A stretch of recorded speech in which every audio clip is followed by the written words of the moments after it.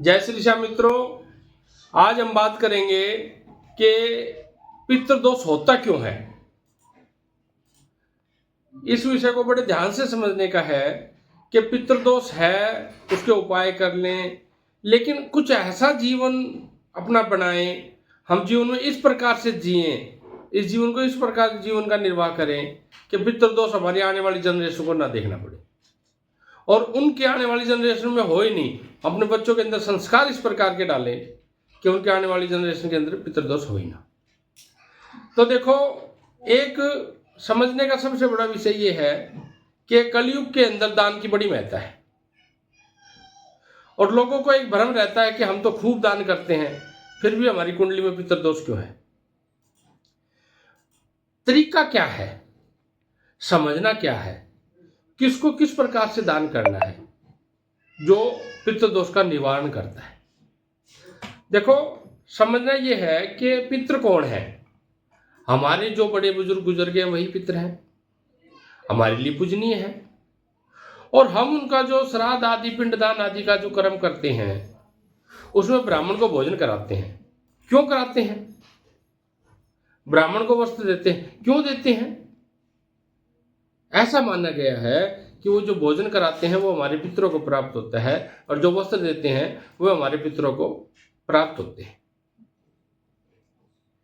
अब देखो, आपका लड़का तो जीन्स लेके आएगा 3,000 रुपए की, आपको 2,500 3,000 से कम के जूते पसंद आते नहीं, ठीक है। मैडम के लिए साड़ी आएगी 5,000 रुपए की, ठीक है। और पितरों को आप 250 रुपए का कुर्ता पजामा जिसकी अगर सिलाई करा लें तो टेलर सीलने से मना कर दे, वो आप दे रहे हो। क्या उसको ब्राह्मण धारण करेगा? और ब्राह्मण धारण कर भी लेगा किसी मजबूरीवश, तो क्या आपके पितृ प्रसन्न हो जाएंगे?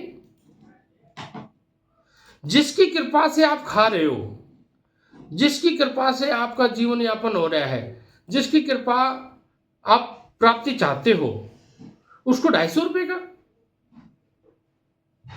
कैसे पॉसिबल है? वो प्रश्न होगा कैसे? जब हम कोई भी पितृकर्म के लिए किसी ब्राह्मण के पास जाते हैं और उसका उपचार कराते हैं तो हमें हमारी श्रद्धा के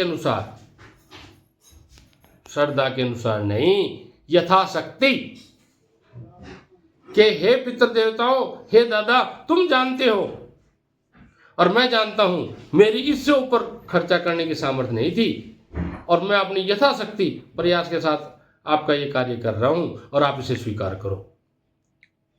आपका स्वीकार होगा। श्रद्धा समान क्या होता है? श्रद्धा समान दान होता है। जब आपको कोई पीड़ा नहीं है, जब आपको कोई तकलीफ नहीं है और आप मन में ये विचार कर रहे हैं कि कुछ दान करें, फिर चाहे आप 2 रुपये दान कर दो, वो एक्सेप्ट होगा। लेकिन जब आप पीड़ा के वश कार्य कर रहे हैं, आपने हवन करवाया, ठीक है, ब्राह्मण के चरण छू के दक्षिणा दे रहे हो, लड़का आपका 17,000 रुपये सैलरी ले रहा है, आपकी 1,00,000 रुपये पेंशन आ रही है, ब्राह्मण को आप 500 रुपये दे रहे हो। ब्राह्मण तो आपके नौकर से भी कमजोर हो गया, उसने पूरा दिन खो दिया। क्या अगर आप उसके चरण छू रहे हो तो वो आपसे बड़ा है, आपसे ज्ञान में बड़ा है, आप उसको पितृ मान रहे हो, तो क्या आपसे वो कमजोर है? आप उसको कम आंकोगे? उसको अपना दादा समझो, ठीक है, और भाव के साथ यथाशक्ति 11,000 रुपये दो। अगर शांति नहीं हो, मैं बैठा हूं। अब बहुत सारे कमी निकालने वाले लोग ये कह देंगे, जिनकी जिज्ञासा नहीं होती, कि क्या पैसों से खरीदा जाएगा? पैसों से नहीं खरीदा जाएगा। आपकी औकात, सामने वाला थोड़ी सी औकात की बात कह दे हैं तो आप सपना के प्रोग्राम में लाखों रुपए उड़ा दोगे, ठीक है। और जो पितृ जिनकी कृपा दृष्टि से खा रहे हो, उस ब्राह्मण को 500 रुपए। जो कर्म हमने कराया ब्राह्मण से, जो पितरों के निमित्त कार्य किया, वो यथाशक्ति हो और एक बात कहें अपने मन में और अपने मुख से कि हे दादा, आप जानते हैं कि मेरी इससे ऊपर की औकात नहीं, ठीक है, अगर मेरी और अच्छी औकात होगी तो मैं और आपका अच्छे से प्रोग्राम करूंगा, ठीक है। फिर इस प्रकार से आप जब दान करोगे तो आपका दान स्वीकृत होगा, ठीक है। और यही शिक्षा अपने बच्चों को दो।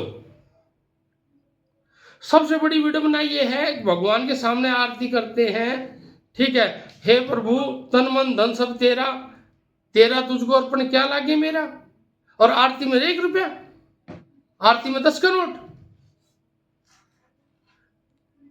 ठीक है। बूढ़े की चलने की हिम्मत नहीं, लाठी पकड़ के चल रहा, पोता लेके आ रहा, उसकी भी पेंशन आ रही है 40,000 रुपये 50,000 रुपये, वो 5 का ही सिक्का चढ़ा रहा है, कहां से कृपा होगी। आप अपने आप को बेवकूफ बना रहे हो, देवता सब देख रहे हैं, ठीक है। आपकी लड़की जब आपके घर आती है ना, उसको 10 का नोट दे के देखो आप, अगर वो 3 महीने तक आपके घर की तरफ मुख करके सो भी जाए तो वहां कहेगी 500 रुपए का तेल लग गया, 10 का नोट दिखाओ से, 1.5 आगे जाके क्या करूंगी। खुद की पैदा की हुई लड़की 1.5 कह देगी, और जिसकी बेचारी की औकात नहीं माँ बाप की, वो लड़की तो माँ बाप ही कहेगी। बात ये हैसियत की है, अगर आपकी हैसियत है तो यथाशक्ति दान करें, यथाशक्ति ब्राह्मण को प्रसन्न करें, पितृदोष नहीं होगा। किसी भाई को मेरी बात ये बुरी लगी हो ना, तो आमने सामने आके बात कर ले, मैं तैयार हूं, ठीक है। और बाकी किसी के बुरे लगने से या किसी अच्छे लगने से मुझे कोई फर्क नहीं पड़ता। जय श्री श्याम।